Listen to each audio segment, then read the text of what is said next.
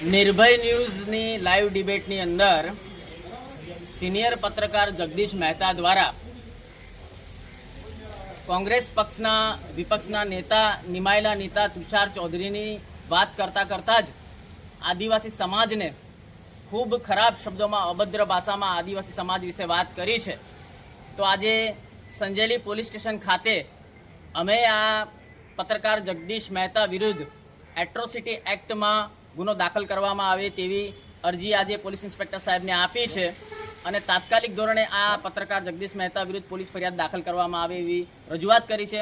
આ પત્રકાર જગદીશ મહેતા નિર્ભય ન્યૂઝને માધ્યમથી કહે છે કે કાળા ભમ્મર આદિવાસી, કપડા વગરના આદિવાસી, એસીમાં બેસતા આદિવાસી, તો આદિવાસીની વ્યાખ્યા કરવાનો અધિકાર આ જગદીશ મહેતાને કોણે આપ્યો?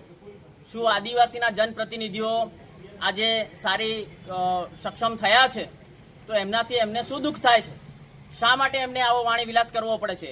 અને આ પત્રકાર જગદીશ મહેતાએ ભૂતકાળમાં પણ દલિત સમાજ વિશે પણ આવી રીતે જ ખરાબ શબ્દોમાં વાત કરી હતી અને ત્યારબાદ માફી માંગી લીધેલી।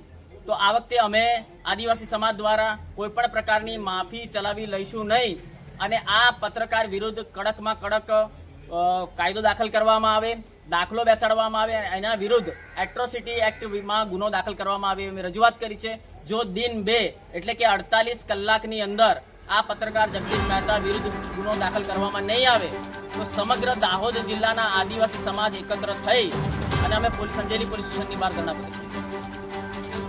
જય સંગાડા।